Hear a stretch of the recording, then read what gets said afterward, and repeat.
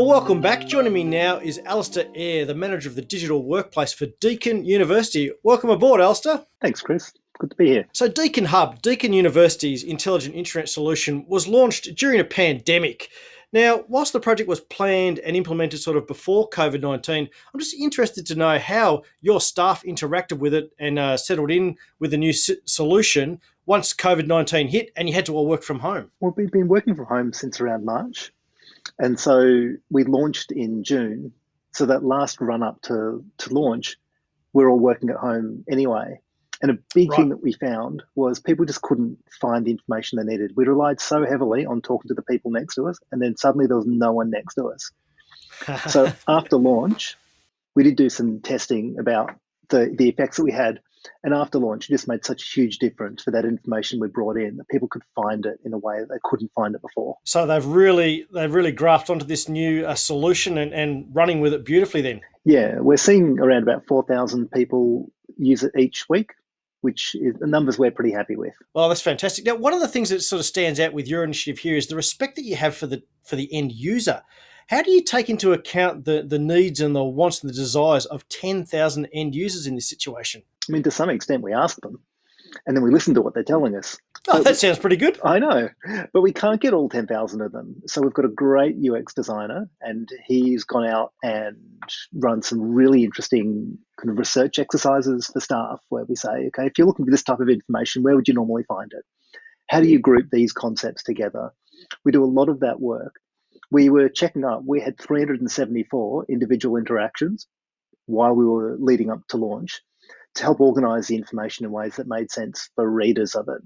We didn't used to do that. And so what's the feedback been from the end users? They're appreciating being part of this process. How deep are you going into this thing with them? We're going as deep as we can, so really quite deeply. The users we've been dealing with are quite positive about the work that we've been doing. And we did that by testing with the system usability scale. And before we launched, so that's just a measure of satisfaction, right? It's a measure of usability of the system. Before we launched, we were an F, right? We were a fail.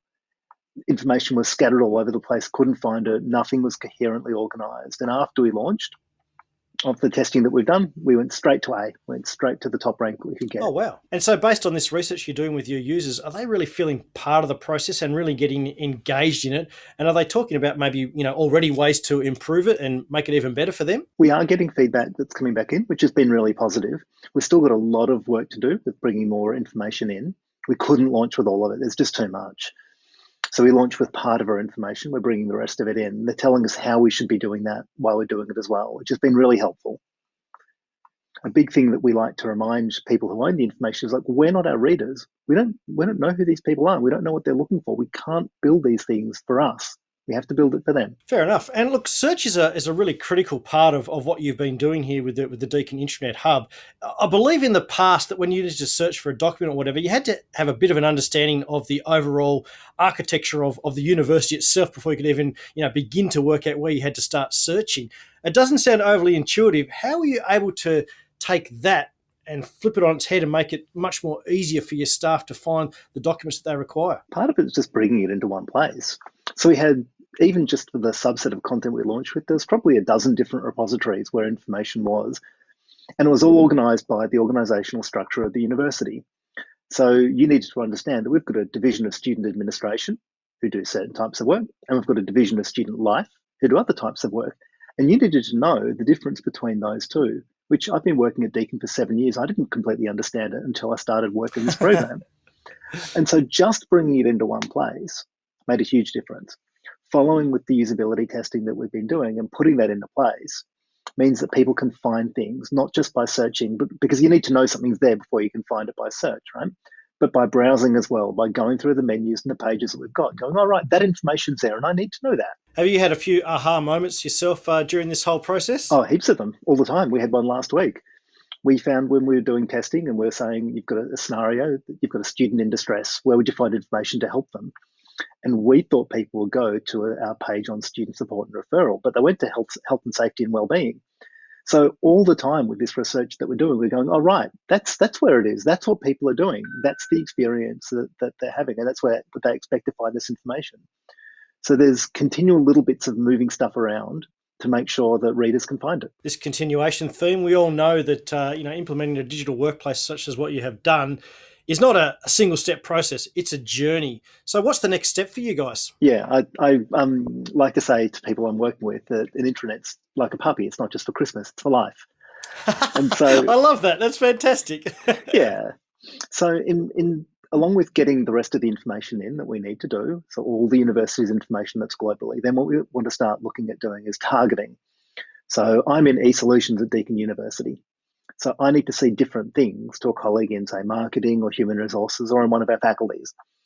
And right now, the university's way of dealing with that was duplicating the information or triplicating it. The most we found was 7 different versions of the same content. Oh, So wow. we want to reel that back in, so you can have one page that's relevant for everyone and disperse the content in that page that's just relevant for me. That's one of them. We also want to start looking at building out a combination of efficiency gains, so that kind of grinding out a few minutes here and there of processes that lots of people have to do, like leave. If we can get leave processes built into Deakin Hub, then we'll be able to save people about 5 to 15 minutes per leave request. And, it's not much for one person. Look at 10,000 staff. We do a lot of leave requests. Yeah. And if we can get there, we want to start moving into a genuinely transformative digital workplace capabilities. So not just bringing the information together in one place, but also building a workspace that, say, if you're a researcher, here's all the information related to your research, not just words that you can read, but here are the projects you're currently working on. Here are the collaborators you're working on them with. If they're in Deakin, here's their availability. Here's how you can, click a button to book a 15-minute phone call with them straight off the bat. A whole bunch of things that we can do so that when you're in a researcher mode, you can go to that workspace and here's the research information. If you're teaching, you can go to a different workspace and here's information related to your teaching. So those sorts of things where we really want to be able to go to be really personalized for our user base. Mate, that sounds really fantastic. Automation, personalization, 2 key themes of the intelligent workplace that we're all heading towards. So sounds really exciting stuff that you're doing there, mate. Yeah, we are really fascinated by what we can do for our user base within the university. Brilliant stuff.